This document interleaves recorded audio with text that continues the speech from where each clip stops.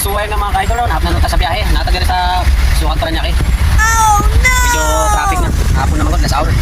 Ang diskarte yan ron, sunod namin sa expressway yan, exit pa yan MCX.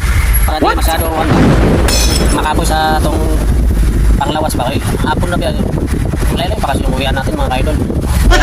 Diskarte, papasok na tayo ng expressway para medyo makabilis. So yan lang muna ka-idol. At maraming salamat. So ito nga mga ka-idol, medyo nagugutom yung kasama ko. Kain natin. Ang diskarte niya, pero ito na rin ang kanyang vacuum na bangus. Binigyan kami ng magagandang olamens. Ayaw nga mga ka-idol, papasok kami dito sa entry Sukat. Wow!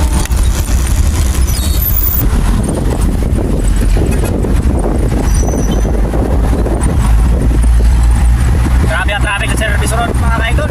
Oh no! Kaya dito kami sa mas mabilis pa. Walay hasol, walay kuskus palungos. Dito ko na, sa Palawan Paul sa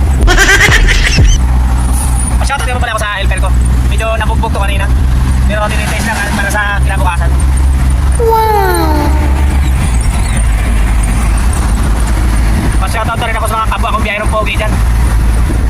Ingat-ingat tayo palagi dito sa medyo mabilis yung mga parang kasing bilis ni kumpare. Tandaan lang tayo ng ka-idol kasi medyo traffic yung hapon na ito. Last hour kasi kaya ganito kasagsagan yung mga banat ng mga trabahante. Lahat-lahat na show-yan ng mga trabahante, show-yan ng mga biyahero. Kaya dito nag-umpokan na to rito. Kaya kunting taste lang tayo mga ka-idol kasi malapit na tayo sa ating parolonan. Para makarelax mo natin ng konti kasi madaling araw mga ka-idol, banat na naman tayo, kayod na naman. Ito yung daan na tinatawag na South Expressway. Kaya pag ikaw ay exit niya, dahan-dahan ka na sa kanan pagwisto para hindi ka masita. Kasi pag nakita ka ng patrol dito, matik na, take it, abutin.